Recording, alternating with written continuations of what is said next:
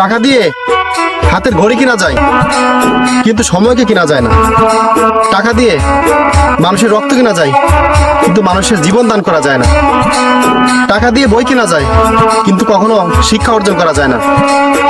যদি আপনি আপনার জায়গা থেকে যদি টাকারই এত মূল্যায়ন করতে চান, তাহলে ভাই টাকা ইনকাম করার জন্য একটা প্রসেসিং বাইর করেন। কখনোই টাকার উপরে আস্থা রাখলে হবে না। টাকা আপনাকে এমন পজিশন নিয়ে আসতে হবে, টাকা আপনার কাছে এমনি দৌড়ে আসবে।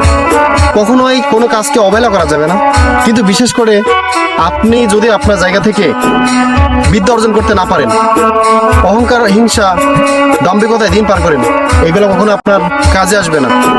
আমরা কিন্তু বিশেষ করে টাকাকে প্রাধান্য দেয় বেশি। এই টাকা কিন্তু দুনিয়ায় পর্যন্ত সীমাবদ্ধ, এটা পরকালের জন্য কার্যকরী না।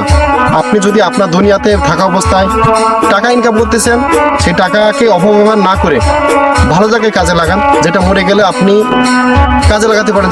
যেমন মসজিদ, মাদ্রাসা, এতিমখানা, গরিব দুঃখী, এদের সহযোগিতা করতে পারেন। টাকাকে শুধু অবৈধভাবে ব্যয় না করে, গাঁজা, মদ, তারি এগুলো না খেয়ে, জুয়ায় জড়িত না হয়ে আপনি আপনার টাকাগুলো সঠিক জায়গায় ব্যয় করুন। টাকা পয়সা যার আছে তার অহংকার আছে, যার টাকা নাই তার কোনো অহংকার নেই।